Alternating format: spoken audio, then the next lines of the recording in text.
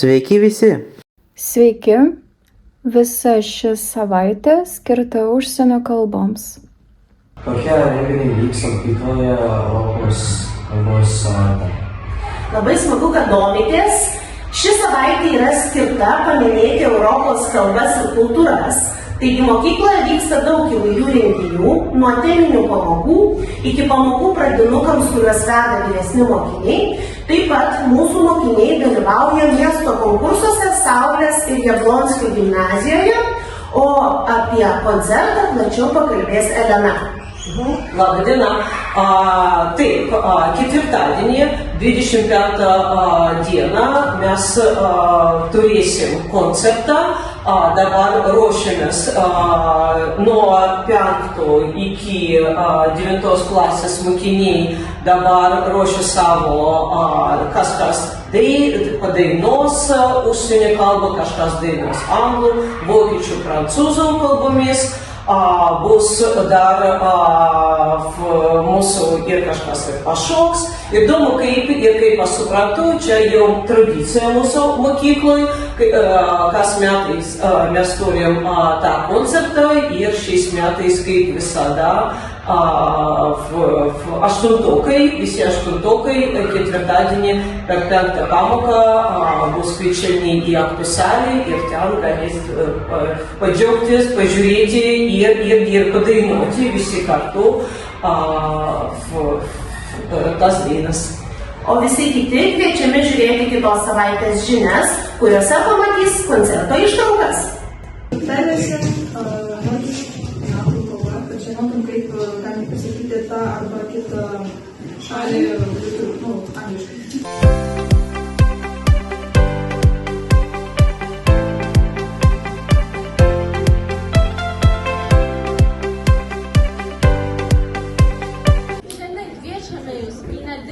Bet labai įdomią kelionę po pasaulį. Keliausime po pačius įvairiausius pasaulio kampelius ir netgi pažvelgsime į ateitį. Сегодня мы приглашаем вас в небольшое, но очень увлекательное путешествие по странам мира. Мы будем путешествовать по самым разным уголкам нашей планеты и даже заглянем в будущее.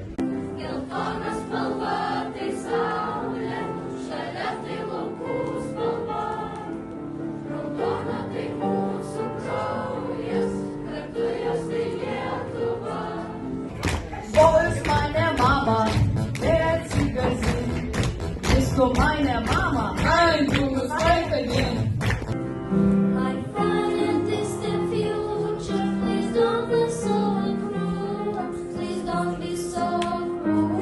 I beg you, I say. Ничего на свете лучше нету, чем бродить друзьям по белу свету.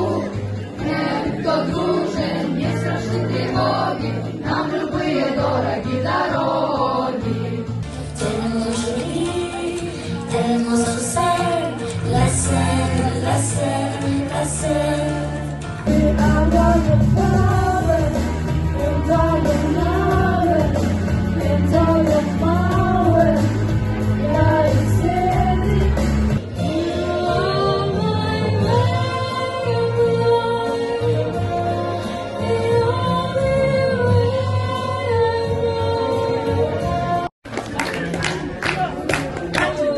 Ačiū labai. Taip pat turėtume padėkoti mūsų nuostabiem gynėjam Veitai ir Danijų, kurie irgi gaus padėką už bendradarbiavimą ir savo darbą.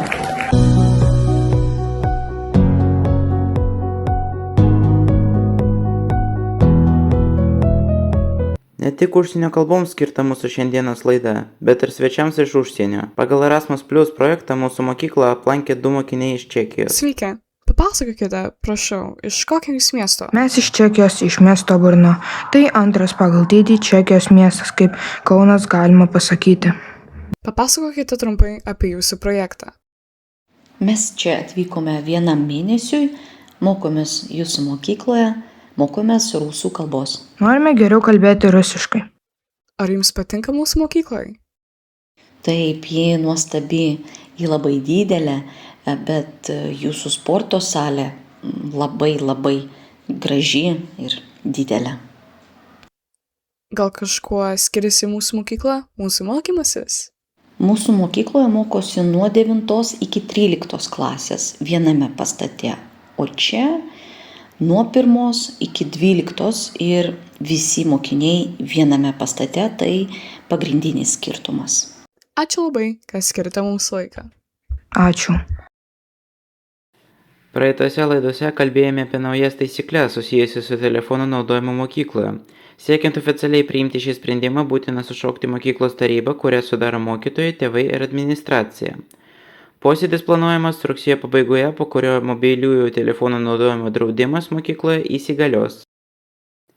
Apie tikslę datą bus pranešta artimiausioje laiku. O dabar filialo naujienos. Geros savaitės. Sveiki! Rugsėjo 22 dieną Lietuvos kompozitoriui ir dailininkui Mikalojui Konstantinui Čiurlioniui būtų sukakę 150 metų. Šią progą mūsų mokytojai aplankė Čiurlionio muziejų.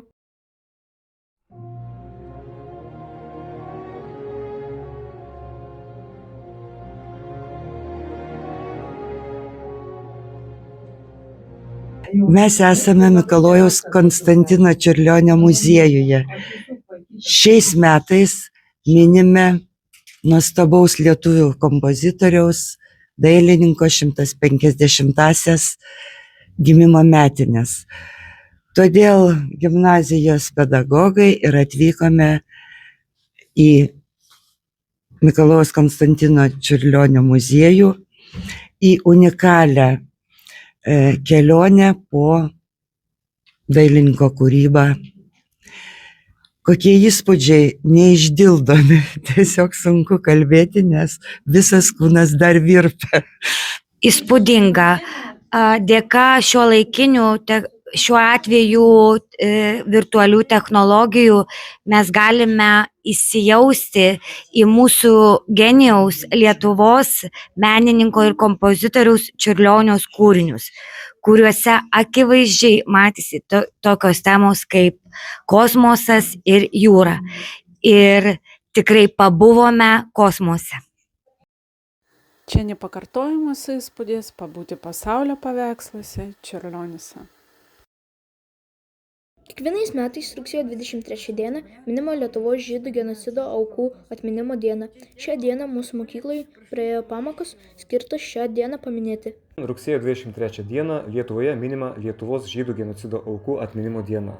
Ta diena 1943 metais likviduotas Vilniaus getas. Nuo 1941 iki 1944 metų hitlerinės okupacijos laikotarpiu Lietuvoje buvo sistemingai žudomi žydų tautybės piliečiai. Kiekvieno piliečio pareiga būti pasiruošusiam užkirsti kelią tokių įvykių pasikartojimui ateityje. Kiek žydų iš viso žuvo? Europoje buvo nužudyta apie 6 milijonus žydų, Lietuvoje apie 190 tūkstančių. Kas yra genocidas? Genocidas tai planinga, sisteminga tautinių, religinių, rasinių grupių naikinimo politika.